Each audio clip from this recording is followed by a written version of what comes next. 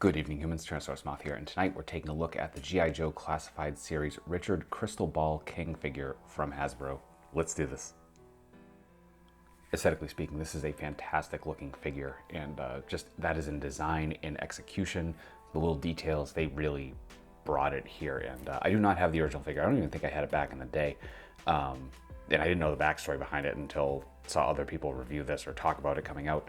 And it's pretty cool. You know, if you don't know, Stephen King's son won a contest or was approached by Hasbro to have a character named after him or design a character. Actually, I'm not sure on the the exact details. I apologize there. There are plenty of other videos that actually get it right though. But you know, having seen pictures of the original figure, I was like, nah, yeah, that isn't something that would have appealed to me, you know, even then. But this update is perfect. I think adding the jacket in particular really kind of elevates it. But let's start with the head sculpt, which definitely inspired by Vincent Price, which is perfect considering it's a horror styled character. And yeah, kind of a cool updated Vincent Price. You got the kind of Zartan style makeup going on.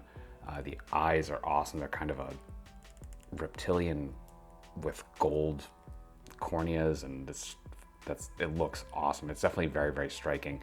The grin I think is perfect. The amount of stubble they did is fantastic. You know, some lines don't really get that quite as well, but it's very, very subtle and adds to the look of the figure. Beyond that, paint here is very, very nice. Everything very, very clean, especially this gold here on the chest. I love that. Really just kind of pops. We get the two necklaces here. We get like a gold medallion going on. You can actually make out the design as well. Then we get this green jewel with a metallic green to really kind of make that pop. Then we get little details on the jacket, like the gold metal fittings here, like, you know, kind of clasps and the ends of straps and stuff like that. We get some varying textures done very, very tastefully, very realistically as well. Some quilting, some just straight up leather texture. Then we get, of course, the fur collar. Pardon the shifting focus here, but really, really good stuff all around there. We get a little bit more of that green coming back here on the bracer on the right. A tattoo up here, another tattoo on the left as well, which comes around the back. This awesome glove on the left hand, just fantastic. And I get, you know, the pants, just a basic kind of blue-gray. We do get a nice belt buckle there with the eye design. You know, pretty plain below the waist in terms of like, not really any paint hits, but it doesn't need it. So, you know, again, because they're just like plain gray-blue pants, gray-blue pants, pardon me. Then I get these leather boots with a pretty nice, solid design. And yeah, that's about it. But overall, just such a cool design figure. Besides the great redesign, the accessories are really what drew me to this figure, and there's some really good stuff. So starting out with hands, we just get two grips right out of the box. And the only other hand we have actually is a left relaxed, kind of clawing, summoning hand. And that's awesome. And I will say a lot of design elements here point to Crystal Ball being left-handed, and that's just extra points for me. So beyond that, we got the head sculpt that we looked at before, which obviously is his default head sculpt. And then we get this awesome Cthulhu kind of magic head. And you can see it is a alternate head portrait. You saw that in the intro anyway. Really good sculpt work all around here. Just some really nice skin details. We got the tentacles coming out, the kind of metallic red for both the eyes and I guess the third eye. It's a couple touches of black, and then these awesome horns. It does limit the articulation a little bit here in the back with this sack sort of deal, but still just looks awesome, and absolutely how I will be keeping the figures with that head on. So there's that. Then we get a shield. This is awesome. This is the nod to the original figure. It is a lenticular, so you can see that changes as you move it up and down. Love lenticulars. And this just kind of has this little thing on the back, and then here's the handle. And again, saying kind of it points to him being left-handed. This is right like this, and you would hold that with your right hand here for that to be right side up. So again, just stuff that makes me happy. For that shield, we also get this magic piece, which is a little more solid, of this kind of translucent green skull with the snakes coming around. So pretty much the same design. And this just clips right in. Let's see, put this like that. You can hear it snap. And I didn't put this in at the beginning because I don't know how easily or not easily this is going to come out. And this is probably how I'm going to keep the shield as well, because I really like that. So yeah, really cool stuff. And then we get a sword, really nice scimitar style. We got some green flames coming off, all green translucent plastic, painted black at the handle. So yeah, really cool. There we see the symbol that is on his gold medallion there as well. Then we get this kind of orb sort of deal with some tentacles coming up in translucent plastic. We get a clear acrylic dome, and there's a skull in there. I don't know how well that's showing up, especially because my light's kind of blowing it out.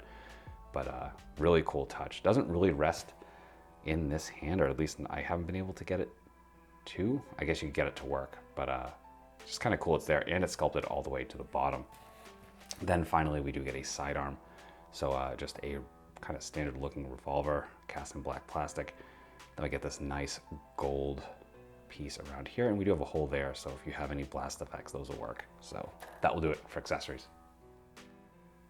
Articulation balance are beautiful and exactly what we would expect from Classified series. They have just kept the same scheme, like articulation scheme, but have improved it and just kind of tightened things as they've gone along, and it's awesome. I love it. Freestanding kicks, absolutely no problem whatsoever, even with the jacket, just gets out of the way. So yeah, really, really nice there. Then we are in a barbell joint for the head, ball joint at the bottom of the neck. So we do get a little bit of up, get some decent down, a little bit of tilt, we get rotation, of course. Then we get the arms, which come up, and it takes a little bit of fussing because you have to get the top of this delt guard kind of under the butterfly joint, if you can see that there, to kind of get your T, but you can get there, so just be conscious of that. We do a bicep swivel hidden under there as well. Double jointed elbows going completely in half. Then we get hinge and swivel for the wrist. Both the grips have horizontal, vertical hinge, which is beautiful, and then we get a horizontal hinge on that kind of like magic hand. So great stuff there. Then we get our standard ab crunch for the top, and then we do get a ball joint here at the waist.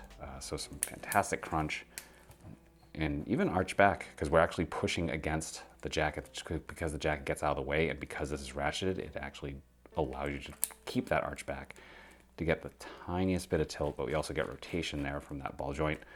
The hips still have drop downs, so we've been getting since the beginning of the line, so we can do full splits, positively beautiful. Front kick, so of course, full 90, maybe slightly beyond. Do get thigh swivel, double jointed knees. I'm going to come up. The top joint on my left leg is a little rough there. There we go. So you can get all the way up. Then we get boot swivel, perfect point, a little bit of forward, and some excellent rocker.